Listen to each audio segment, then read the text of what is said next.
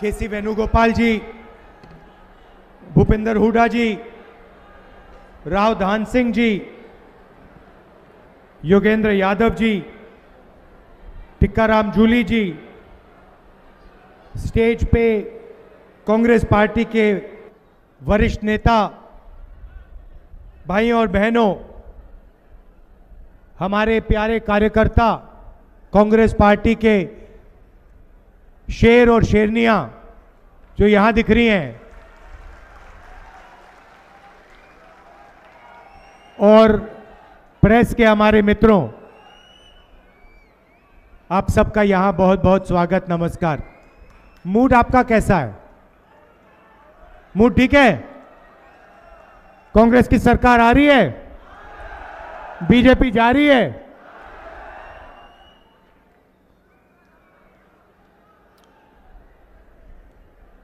ये जो लड़ाई चल रही है, ये विचारधारा की लड़ाई है। चुनाव हो रहे हैं, अभी लोकसभा का एक बड़ा चुनाव हुआ, बड़ा युद्ध हुआ, और अभी ये छोटा हरियाणा में उसी विचारधारा का एक युद्ध हो रहा है। एक तरफ कांग्रेस पार्टी, दूसरी तरफ बीजेपी, आरएसएस। हम कहते हैं कि हिंदुस्तान को संविधान से चलाना चाहिए।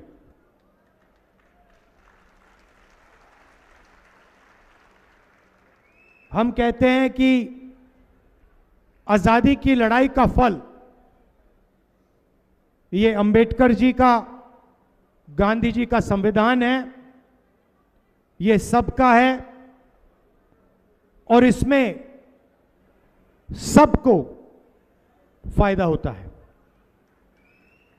जब हम देश के बारे में सोचते हैं, विकास के बारे में सोचते हैं, प्रगति के बारे में, संस्थाओं के बारे में, सेना के बारे में, ब्यूरोक्रेसी के बारे में, यहां से शुरू करते हैं। दूसरी तरफ बीजेपी और आरएसएस, जो संविधान को मानते नहीं है, वो इसको खत्म करना चाहते हैं, नष्ट करना चाहते हैं। देखिए, ऐसे भाषण में वो आपको कभी ये बात बोल नहीं सकते हैं, क्योंकि वो जानते हैं कि देश को संविधान के साथ, देश का संविधान के साथ बहुत गहरा रिश्ता है। तो सामने आके नहीं कह सकते हैं कि हम संविधान को रद्द करना चाहते हैं, मगर जो भी वो करते हैं संविधान को कमजोर करने के लिए करते हैं। आप देखिए, मैं आपको 2-3 उदाहरण देता हूं। जब कांग्रेस की सरकार होती है, हम मीडिया पर दबाव नहीं डालते। हम चाहते हैं कि मीडिया इंडिपेंडेंट रहे और मीडिया सच्चाई बोले। बीजेपी मीडिया पे दबाव डालते हैं, प्रेशर डालते हैं, मीडिया के लोगों को डराते हैं, संविधान पर आक्रमण करते हैं। संस्थाओं को देखिए, कांग्रेस की सरकार होती है, इलेक्शन कमीशन, एजेंसीज, इन सब में हम इंडिपेंडेंस चाहते हैं। हम चाहते हैं कि ये देश की एजेंसीज हों, देश की संस्थाएं हों, किसी एक पार्टी की संस्थाएं, किसी एक व्यक्ति की संस्थाएं ना हो। और जहां भी आप देखोगे, एजेंसीज में आरएसएस अपने लोग डालते हैं, बीजेपी अपने लोग डालते हैं। यहां पुनिया जी खड़े हुए हैं, जिंदगी भर इन्होंने मेहनत की, और आपने देखा हमारे पहलवानों के साथ बीजेपी ने क्या किया। देश के सामने बिना डरे उनका एक मेंबर बलात्कार कर रहा है, सेक्सुअल हरासमेंट कर रहा है, उनको कुछ लेना देना नहीं। वो भी संविधान पर आक्रमण है, क्योंकि संविधान कहता है कि इस देश में हर महिला की रक्षा होनी चाहिए। और जब नरेंद्र मोदी जी चुप रहते हैं, जब मणिपुर जलता है और नरेंद्र मोदी कुछ नहीं कहते, 1.5 साल हो गए वहां तक नहीं, वहां गए नहीं, तब नरेंद्र मोदी संविधान पर आक्रमण कर रहे हैं।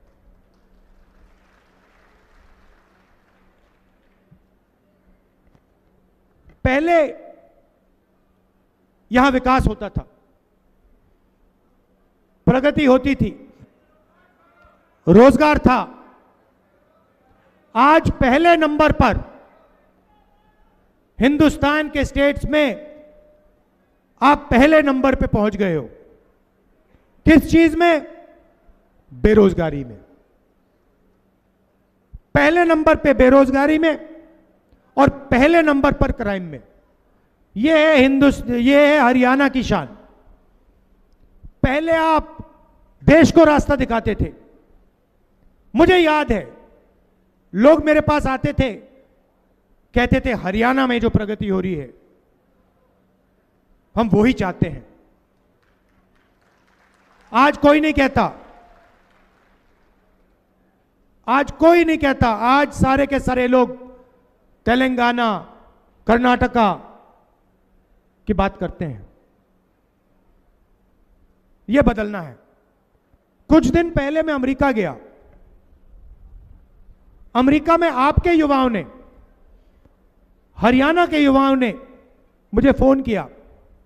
मेरे ऑफिस को फोन करते हैं, कहते हैं राहुल जी हम हरियाणा के हैं, आप डैलस आ रहे हो, टेक्सास में एक शहर है डैलस आ रहे हो, हम आपसे मिलना चाहते हैं। मैंने कहा ठीक है, मगर आप मिलने हमारे घर आइए, हम आपके यहां नहीं जाएंगे, आप हमारे घर आइए। ठीक है। डैलस में मैं गया, हरियाणा के 20-25 युवाओं से मिला। छोटे से कमरे में रहते हैं, छोटे से कमरे में 25-30 लोग एक साथ, खाना सब एक साथ पकाते हैं। एक लड़के का एक्सीडेंट हो गया, पेट में चोट लगी, छाती में चोट लगी, चल नहीं पाता है। दूसरा लड़का मुझे कहता है राहुल जी रात को यहां पे हमें लोग आके पीटते हैं। मैंने कहा आप लोग हरियाणा से क्यों गए? कहते हैं हरियाणा में रोजगार नहीं है, हरियाणा में हमारा भविष्य नहीं है, इसलिए हम अमेरिका गए, भाग के गए। वीजा लेके नहीं गए, भाग के गए। अच्छा कैसे गए? राहुल जी पहले हम इस्तांबुल गए, तुर्की, उसके बाद कजाकिस्तान, उसके बाद साउथ अमेरिका, ग्वाटेमाला। पता नहीं आपको मालूम है, कुछ ही दिन पहले 6 युवाओं को ग्वाटेमाला में गोली मारकर उनकी हत्या की गई। ग्वाटेमाला, इक्वाडोर, पनामा, और फिर पनामा के जंगलों में से निकलकर हम अमेरिका आए। राहुल जी हमने अपने मित्रों को अपनी आंखों के सामने मरते हुए देखा है, डूबते हुए देखा है। हमारी आंखों के सामने जंगल में माफिया के लोगों ने हमारे दोस्तों को गोली मारी। अच्छा भाई बताओ अमेरिका जाने में कितना पैसा लगा? कहते हैं राहुल जी 35 लाख से 50 लाख रुपए लगे। मैंने सवाल पूछा कि भाई अगर 35 लाख रुपए आपने अमेरिका जाने में खर्च कर दिए तो 35 लाख रुपए आपने किसी छोटे बिजनेस में क्यों नहीं लगाए?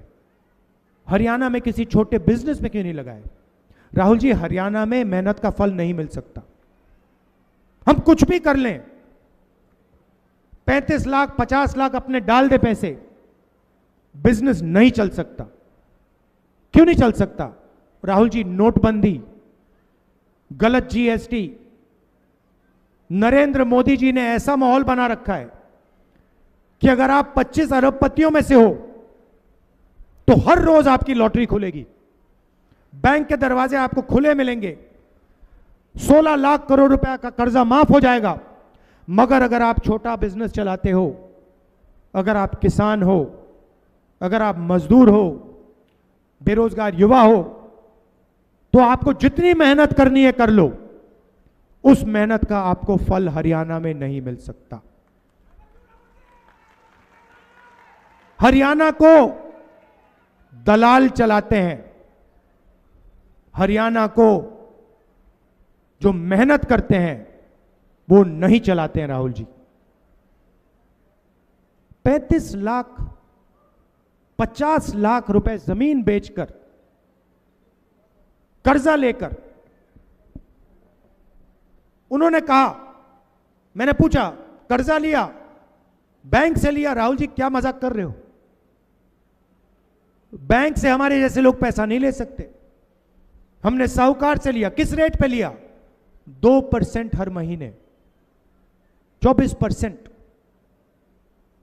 कोई भी बिजनेस खत्म हो जाए इस रेट पे। मैं आपसे पूछना चाहता हूं, जब किसान कर्जा लेता है उसका कर्जा कभी माफ नहीं होता। ये जो हरियाणा से गए 20-25 हजार युवा, इनका 1 रुपया कर्जा माफ नहीं होता है। और नरेंद्र मोदी जी ने स्वयं 16 लाख करोड़ रुपए अदानी जैसे लोगों का कर्जा माफ किया है। क्या आप ऐसा हिंदुस्तान चाहते हो जिसमें आप देखते रहो किसान को एमएसपी ना मिले, प्राइवेट अस्पताल में लाखों रुपए का आप इलाज कराओ? मैं आपको उदाहरण देता हूं, परसों की बात है, परसों रात की 11 बजे की बात है, मेरे फोन पे मैसेज आता है,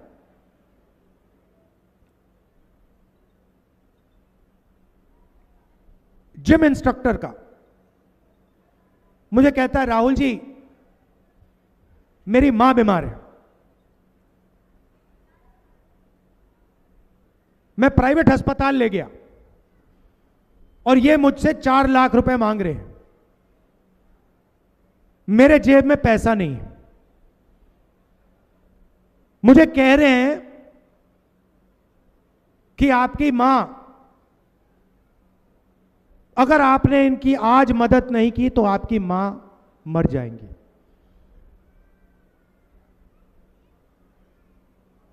आप मेरी मदद कीजिए।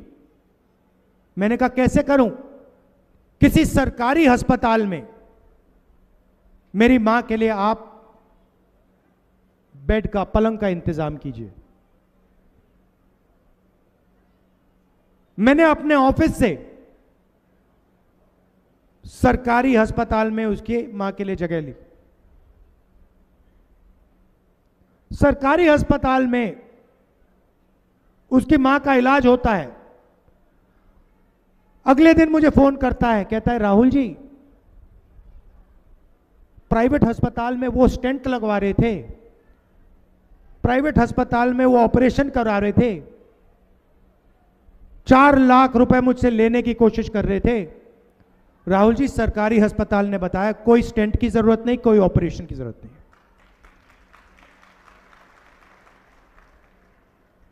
आपने मेरी मां की जान बचा दी, सरकारी अस्पताल ने मेरी मां की जान बचा दी। यह हिंदुस्तान की सच्चाई है। आपको बीमारी हो ना हो, प्राइवेट अस्पताल में आप जाएंगे तो लाखों रुपए आपके जेब से निकलेंगे। बच्चे की शिक्षा करवानी हो, इंजीनियर बनवाना हो, डॉक्टर बनवाना हो, लाखों रुपए हिंदुस्तान के गरीब लोग अपने जेब से देते हैं। किसान अपनी मेहनत का पैसा देता है, मजदूर देते हैं, और उसके बाद पता लगता है हरियाणा में बेरोजगारी है, डिग्री का कोई मतलब ही नहीं है, सर्टिफिकेट का कोई मतलब ही नहीं, शिक्षा का कोई मतलब ही नहीं। 10-15 साल बाद पता लगा कि लाखों रुपए प्राइवेट अस्पताल को पकड़ा दिए, लाखों रुपए private school, private college, private university को पकड़ा दिए, और हाथ में कुछ मिला नहीं। यह है नरेंद्र मोदी जी का मॉडल।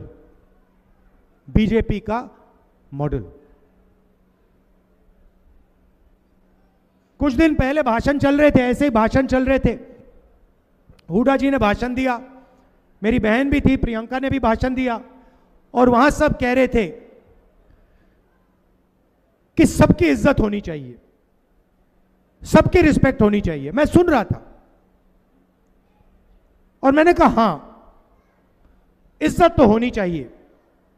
और मोदी जी 24 घंटा इज्जत की बात करते हैं कि भैया इसकी इज्जत की, उसकी इज्जत की, मगर मैंने सोचा कि भैया पैसे के बिना इज्जत का कोई मतलब नहीं है।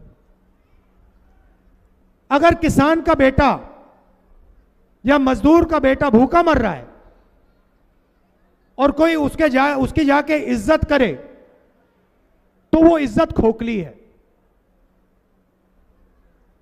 तो मेरा एक लक्ष्य है और मैं आपको साफ बता देता हूं, और ये जो मीडिया वाले हैं, अदानी वाले, अंबानी वाले, इनको ये बात अच्छी नहीं लगेगी।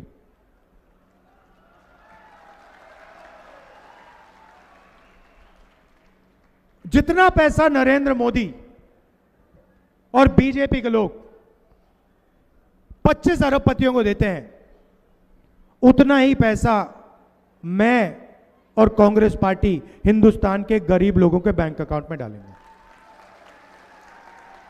और भाई और बहनों, मैं रिकॉर्ड रख रहा हूं, मैं ऐसे बात नहीं कर रहा हूं, मैं गिनती कर रहा हूं। 10 साल से मेरी गिनती चल रही है, और जैसे ही मौका मिलेगा, जितना पैसा उन्होंने उनको दिया ना, उतना पैसा मैं उठा के आपके हाथ में कर दूंगा। और फिर ये सारे चिल्लाएंगे, ये सारे मीडिया वाले चिल्लाएंगे, सारे टीवी वाले चिल्लाएंगे, ये देखो गरीबों की आदत खराब हो रही है, ये देखो राहुल गांधी ने गरीबों की आदत बिगाड़ दी, किसानों की आदत बिगाड़ दी, मजदूरों की आदत बिगाड़ दी। अरे भाई, अदानी अंबानी की आदत नहीं बिगड़ती क्या? उनके लाखों करोड़ रुपए माफ हो जाते हैं, उनकी आदत नहीं बिगड़ती, उनका विकास हो रहा है। और जब किसान का कर्जा माफ किया तो कहते भाई देखो आदत बिगाड़ दी। मनरेगा, मजदूरी करता है आदमी, प्रेस वाले लिखते हैं देखो गरीबों की आदत खराब हो रही है। आपने अब उनकी बहुत आदत खराब की है, अब हम इनकी आदत खराब करेंगे। मैं सिर्फ न्याय मांग रहा हूं। मेरा कहना है, अगर अंबानी का, अदानी का लोन माफ हो सकता है तो फिर किसान का लोन माफ होगा। अगर अंबानी मार्केट में चिप्स बेचता है, कैंपा कोला बेचता है, सेलफोन बेचता है, उसे सही रेट मिल सकता है, तो फिर हिंदुस्तान के किसान को सही रेट मिलेगा, एमएसपी मिलेगी और उसका कर्जा माफ होगा। और यही लड़ाई है। कॉन्स्टिट्यूशन क्या कहता है? कॉन्स्टिट्यूशन कहता है भैया सब लोग एक जैसे हैं, समानता होनी चाहिए, 36 की 36 बरादरियों को एक जैसा फायदा मिलना चाहिए। कॉन्स्टिट्यूशन यह कहता है।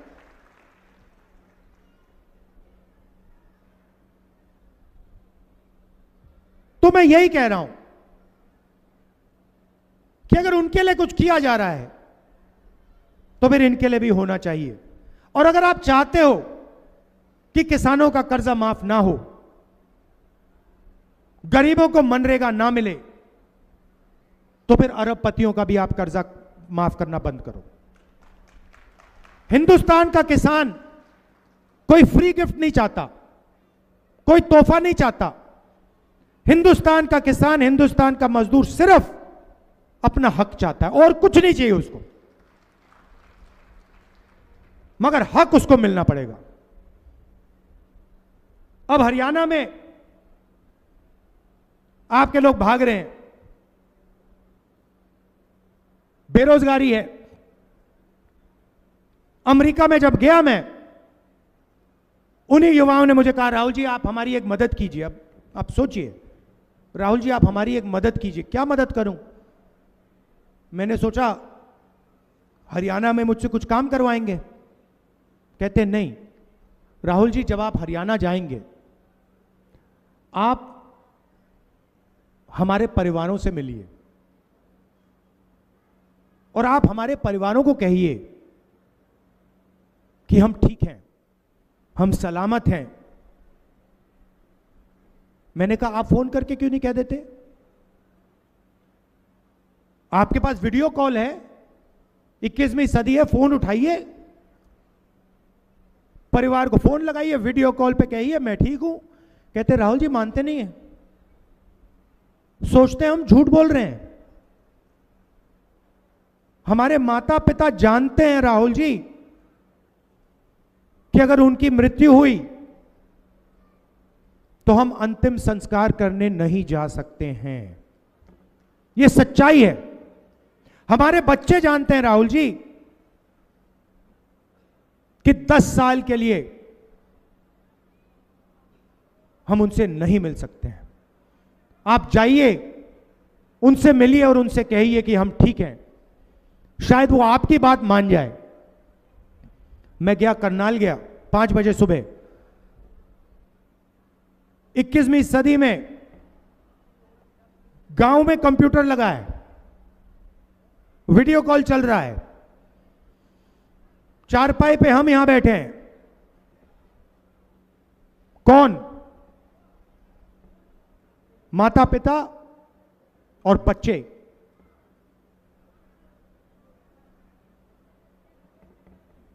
बेटे उधर, उनके बच्चे इधर, उनके माता पिता इधर और वो उधर, और बात चल रही है। मां कहती है राहुल जी मेरा बेटा वापस कब आएगा?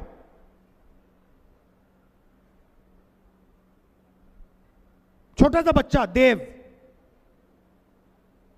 कंप्यूटर की ओर दौड़ता है, चिल्लाता है पापा वापस आओ, पापा वापस आओ। कंप्यूटर को ऐसे हिला रहा है, पापा वापस आओ, वापस आओ।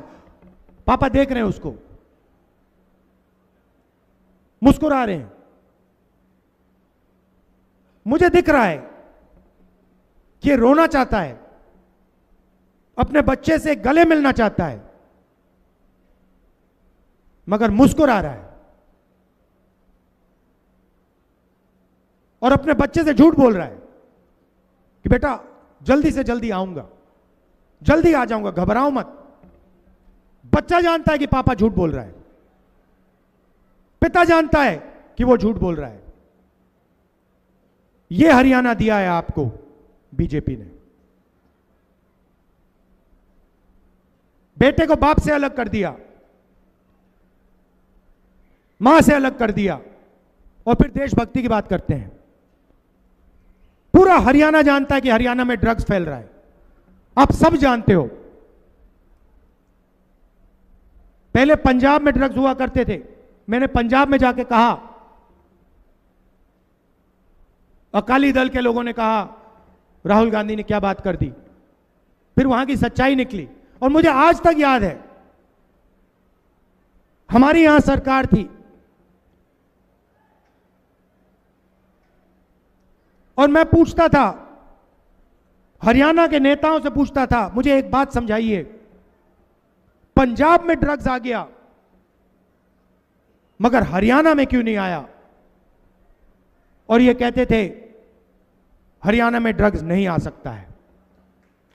ये कांग्रेस पार्टी ने किया है। और आज हरियाणा में ड्रग्स फैलते जा रहे हैं, फैलते जा रहे हैं। बेरोजगारी, नशा, यह बीजेपी की देन। और जब हजारों किलो हेरोइन जो आपके बच्चों को दिया जाएगा वो अदानी के मुद्रा पोर्ट में पकड़ा जाता है, तो नरेंद्र मोदी कोई कार्रवाई नहीं करते, हमारे मीडिया के मित्र कहीं नहीं दिखाते। अदानी हरियाणा के बच्चों का भविष्य नष्ट कर रहा है, इस प्रदेश का भविष्य नष्ट कर रहा है। हजारों किलो उसके पोर्ट में हेरोइन पकड़ा जाता है, नरेंद्र मोदी चुप रहते हैं, लंबे लंबे भाषण करते हैं, देशभक्ति के भाषण करते हैं, मगर जब उनके मित्र के पोर्ट में हेरोइन पकड़ा जाता है तो कोई कार्रवाई नहीं करते, कोई जेल नहीं जाता, भाषण में नहीं बोलते कि हां मुद्रा पोर्ट में हजारों किलो हेरोइन पकड़ा गया है, मैं कार्रवाई कर रहा हूं, मैं जेल में डाल रहा हूं। यह सच्चाई है। तो मैंने आपसे कहा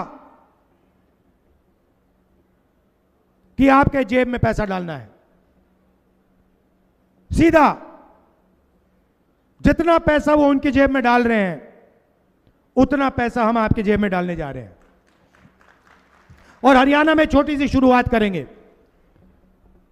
यहां जो महिलाएं आई हैं, हां आपके बैंक अकाउंट में हरियाणा की सरकार आने के एकदम बाद आपके बैंक अकाउंट में महीने का 2000 रुपए अंदर जाएगा।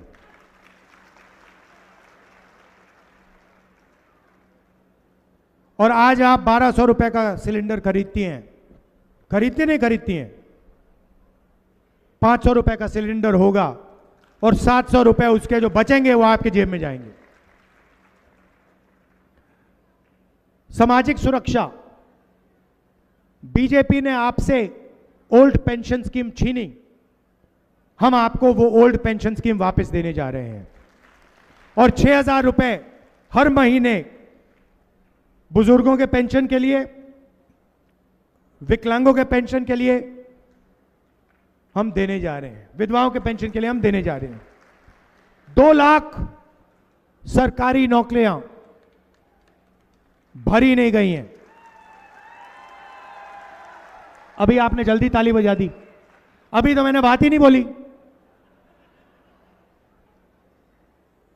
जो जरूरी बात है तो मैंने बोली भी नहीं, अभी आपने ताली बजा दी, क्योंकि आप समझ गए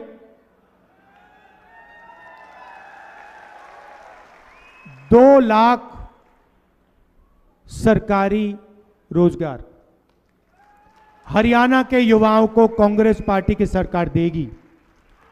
और ये सुनिए, सबसे जरूरी बात, 36 बरादरियों को ये नौकरियां मिलेंगी। समानता के साथ, आदर के साथ, रिस्पेक्ट के साथ ये 2 लाख नौकरियां हरियाणा के 36 बरादरी के युवाओं को दी जाएंगी। इसमें कोई भेदभाव नहीं होगा। 36 के 36 बरादरियों को ये नौकरियां दी जाएंगी। हमारे किसान भाई, आपको गारंटी करके हम एमएसपी देने जा रहे हैं। मिनिमम सपोर्ट प्राइस हरियाणा के किसानों को मिलेगी। और बीमा का पैसा 6 महीने बाद, 1 साल बाद नहीं, बीमा का पैसा जैसे ही आपका नुकसान होगा, जल्दी से जल्दी बीमा का पैसा आपके बैंक अकाउंट में जाएगा। 300 यूनिट फ्री बिजली और 25 लाख रुपए स्वास्थ्य हेल्थ इंश्योरेंस में आपको दिया जाएगा। जो भी आपको ऑपरेशन करवाने हो, स्टेंट लगवानी हो, पेट का ऑपरेशन करना हो, किडनी का ऑपरेशन करना हो, जो भी ऑपरेशन आपको करना होगा, आपको करवाने के लिए 25 लाख रुपए तक बीमा का पैसा मिलेगा। ये देशभक्तों का इलाका है। आप देश को अपने युवा देते हो, आर्मी को अपने युवा देते हो, देते थे।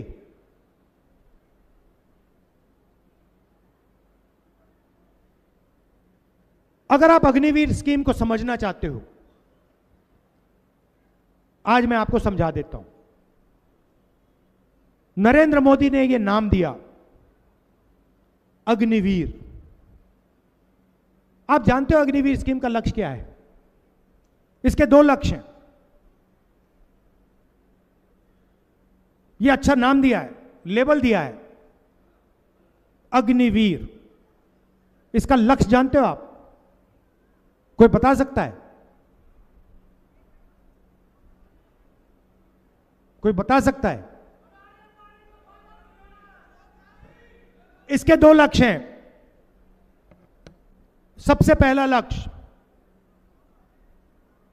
जो पैसा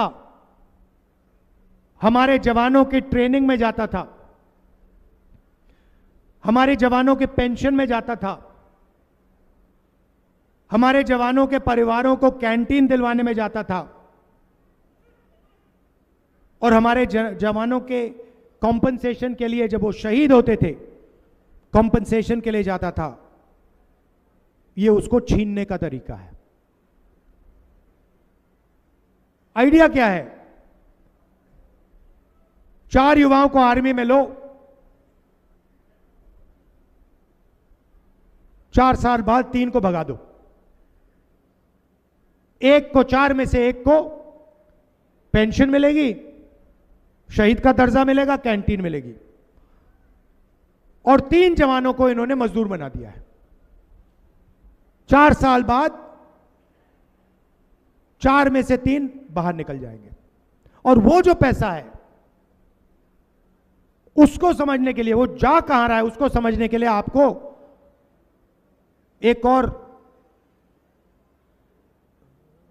लेबल समझना पड़ेगा।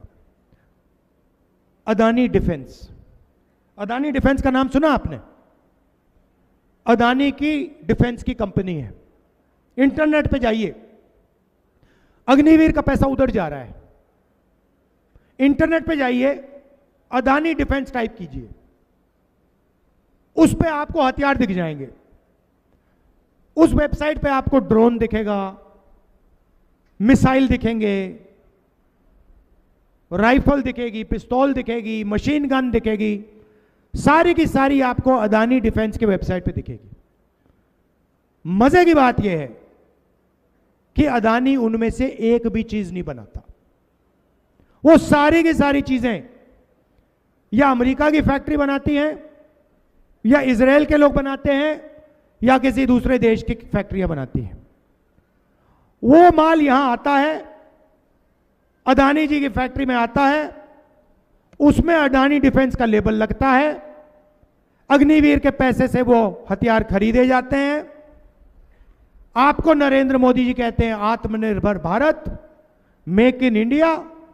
इस साइड से अग्निवीर के जवानों का पैसा निकलता है आपकी जेब में से और सीधा अदानी जी के जेब में जाता है। यह है सिस्टम।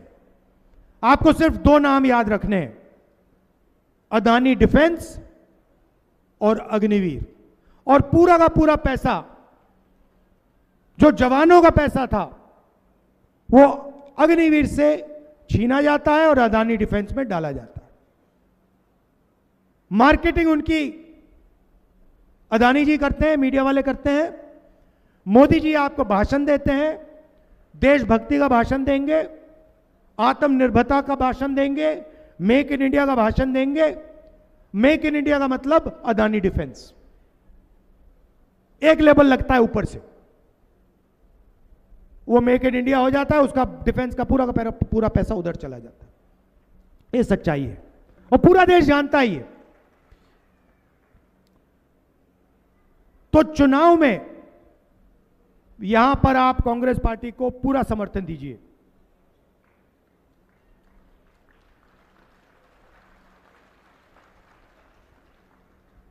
और 3 चीजें मैं आपको कहना चाहता हूं। सबसे पहले, जो हमारे किसान हैं,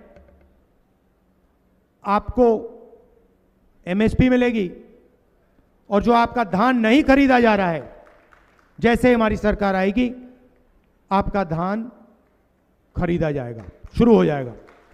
दूसरी बात, आजकल बीजेपी की बहुत बी टीम, सी टीम, डी टीम, ए टीम घूम रही है। छोटी छोटी पार्टियां हैं, अलग अलग नाम हैं। लड़ाई कॉन्स्टिट्यूशन की है, हम इसको बचा रहे हैं, इसकी रक्षा कर रहे हैं, वो इसको खत्म करने की कोशिश कर रहे हैं। कांग्रेस पार्टी को आपने वोट दिया, संविधान की आपने रक्षा की।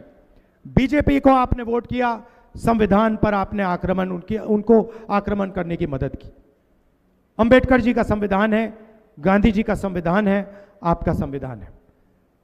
ये छोटी छोटी पार्टियों को आप छोड़िए, कांग्रेस पार्टी का पूरा समर्थन कीजिए और यहां पे भारी बहुमत से हमारे कैंडिडेट्स को जिताइए। और आखिरी बात, जो शायद सबसे जरूरी बात, कन्याकुमारी से कश्मीर तक हमने यात्रा की। भारत जोड़ो यात्रा उसका नाम था। यात्रा में हमने मोहब्बत की बात की। हमने कहा कि नफरत के बाजार में मोहब्बत की दुकान खोलनी है। और पूरे हिंदुस्तान में करोड़ों लोगों ने नफरत के खिलाफ स्टैंड लिया। करोड़ों लोगों ने मोहब्बत की दुकान खोली। यह देश नफरत से नहीं चलाया जा सकता है।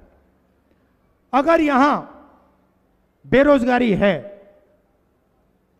अगर यहां महंगाई है, अगर यहां क्राइम बढ़ रहा है, तो वो इसलिए बढ़ रहा है क्योंकि जो लोग आपकी सरकार में हैं वो नफरत फैलाते हैं, हिंसा फैलाते हैं। लड़ाई संविधान की है, मगर लड़ाई नफरत और मोहब्बत के बीच है। हम मोहब्बत वाले लोग हैं। आप सब कांग्रेस के कार्यकर्ता मोहब्बत के लोग हो और लड़ाई आपकी बीजेपी की नफरत के खिलाफ है। आप सबका दिल से धन्यवाद करना चाहता हूं। आप दूर दूर से आए। हरियाणा में सच बताऊं तो मैंने आपसे कहा कि पूरा समर्थन दीजिए। आप पूरा समर्थन दे रहे हो और यहां पे हमारी सरकार आने जा रही है, स्वीप होने वाली है, आंधी आ रही है। वो पूरा देश जानता है, मीडिया जानती है, सब जानते हैं। मगर गरीबों की सरकार होगी, छत्तीस बरादरी की सरकार होगी। आप सबका दिल से धन्यवाद। नमस्कार, जय हिंद।